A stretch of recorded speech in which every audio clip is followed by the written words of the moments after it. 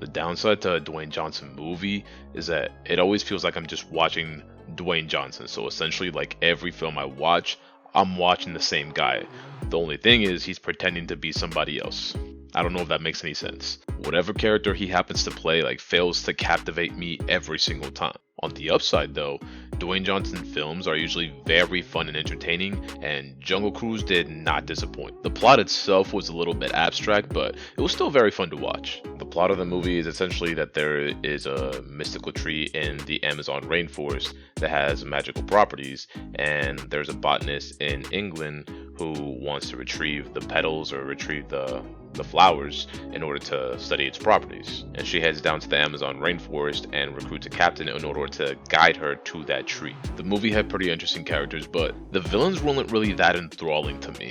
At least Jesse Plemons' character, who he plays, if I'm not mistaken, he plays a prince or something from Germany, and he's looking for the tears of the moon from this tree in the Amazon in order to win. I'm guessing it's World War One. The properties of the tears of the moon heal any injury and can lift any curse, which would make sense why any general, any commander of any country at war would want to get their hands on that. But he still wasn't that great of a character. Now, Edgar Ramirez's character, his was a lot more interesting because he actually had some depth. He had some backstory as to why he was looking for it. It wasn't as simple as I just want to win a war. He wanted to heal a loved one, and in order to do that, he went above and beyond. He was desperate, and he actually turned against the people who actually were trying to help him because he was so desperate to find the tears of the moon in order to heal. I don't know if it's his sister or his daughter. I think it's his daughter. But yeah, he was going through all that in order to do that. But because he became so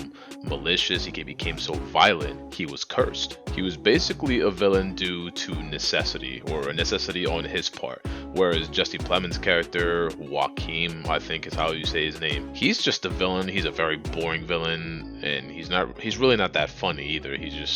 I just don't like him. But yeah, in this film, essentially everybody's looking for the tears of the moon. That's everybody's endgame. I love Emily Blunt, and she plays Lily, who's a little bit eccentric. She's very adventurous, awkward, and she knows how to get around things. If you say no to her, she's gonna find a way to get what she wants. So she's very, very persistent. She's seeking access to an arrowhead that will allow her to find the tears of the moon, but this society or group of old men, whoever they are, they refuse her either because she's a woman or because they think she's crazy. So she immediately sneaks into this room with all these excavated items, and she finds a way to steal it, and she's very clever. So when this guy is using a pick, she tries to pry open the box, so when he just done, she'll do the same thing at the exact same time, which is very clever, and then she escapes with the arrowhead. Then she goes to South America with her brother, drags her brother along, and that's where she meets Frank, Dwayne Johnson's character, and he's the captain of a boat, and he has this little jungle cruise guide thing. He gets his engine repoed, and he uses Lily as a means of paying back the guy he owes money to so that he can keep his engine.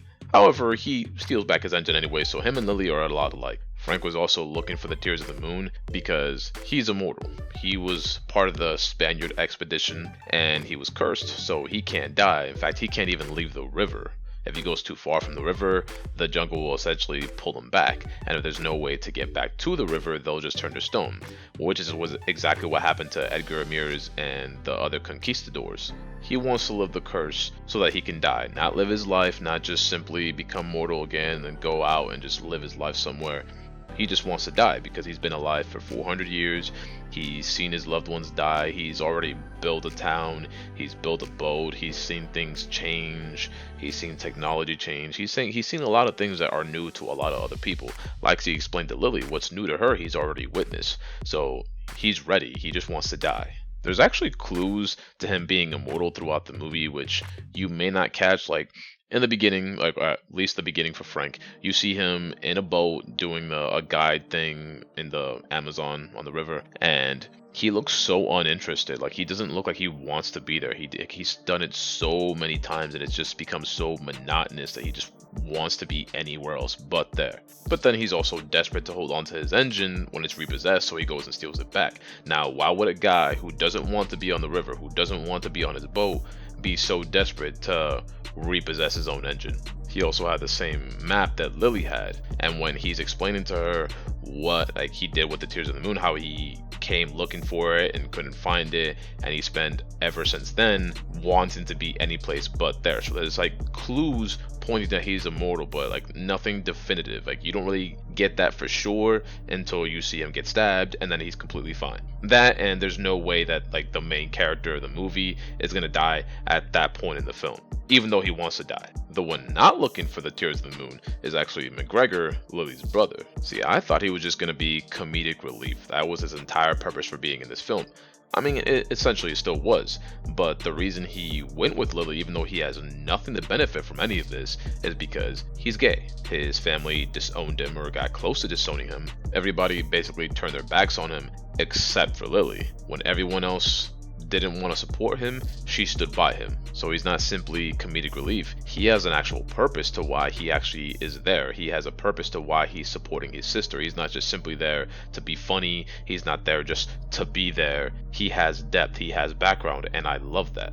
The three of them bond on the boat, but Frank keeps trying to like dissuade Lily from trying to find the Tears of the Moon because he doesn't think it's possible, because he himself has tried before and couldn't find it. But the one thing that she has that he didn't have is that arrowhead. And it makes sense why he would try to dissuade her, because he spends so much of his time trying to find something, and he's immortal. She's not, so she'd be wasting time, and a lot of people that have gone looking for it, or everybody I think that have gone looking for it, have never been heard from again. So I don't think he wants that for her. Plus he also just wants the money so that he can hold on to his engine, which he stole back anyway, but he can hold on to his engine and then he can stay on the river because he can't go anywhere else. That's literally his life. He's condemned to just be on the river for eternity. Joaquin, Jesse Plemons' character, also follows them to the Amazon, and his submarine in the Amazon was way over the top. I mean, I would have preferred him on a boat, to be honest. Like, why out of all things is he bringing a submarine to the Amazon? That was way too over the top for me. But yeah, he's looking for it, and then the Spaniards that he revives in order to help find the arrowhead for him, they're also looking for the Tears of the Moon so that they can lift their own curse, because they've been stoned for centuries. When they eventually all find it, there's only one petal left, and Lily uses it in order to break Frank free from his stone state, because once they find it, the Spaniards are looking for it, Joaquin wants it, and it's just a very chaotic mess. And in order to stop this, Frank takes his boat and he crashes it into a pillar in this like underground cave or temple or wherever they are, and he drains the river from that area. And once the river disappears, the jungle repossesses them, but if there's no river to go back to, they all turn to stone, and so does Frank. I think the film would have been a lot better had Frank died, but I guess that would have been a little darker, and it is Disney, and it was very much so like building up towards this happily ever after with Lily and Frank falling in love with each other. It would have been great if once he was turned to stone and his curse was lifted, he died. So Lily could have just taken the petal from the Tears of the Moon and gone to study it. She could have kept it for herself, but rather than doing that, she gives it to Frank so that he can finally rest. That would have been a much better ending for me, but yeah, I mean, it's Disney. And at the end of the movie, when he finally goes to London with Lily, when the camera starts to go up, you can see him driving on the roads of London, and the roads actually look like the river in the Amazon, so it's as if he kind of never left the river. But yeah, I loved it. It was a very, very fun, entertaining movie to sit through, and I'd definitely watch it again. This is not a movie that I just watch it one time and that's it. I could definitely sit through another one. It was adventurous, there was a good amount of action, and it was funny, even though Frank's jokes kind of got a little old because he just kept delivering these corny jokes all the time. Like, stop. Even at the end of the movie, they're still doing it, to the point where like it's forced. Like, he keeps making fun of Lily's pants,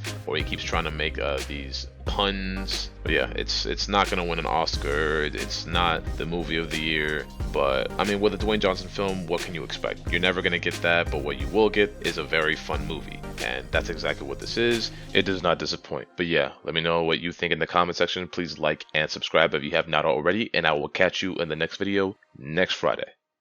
Bye bye.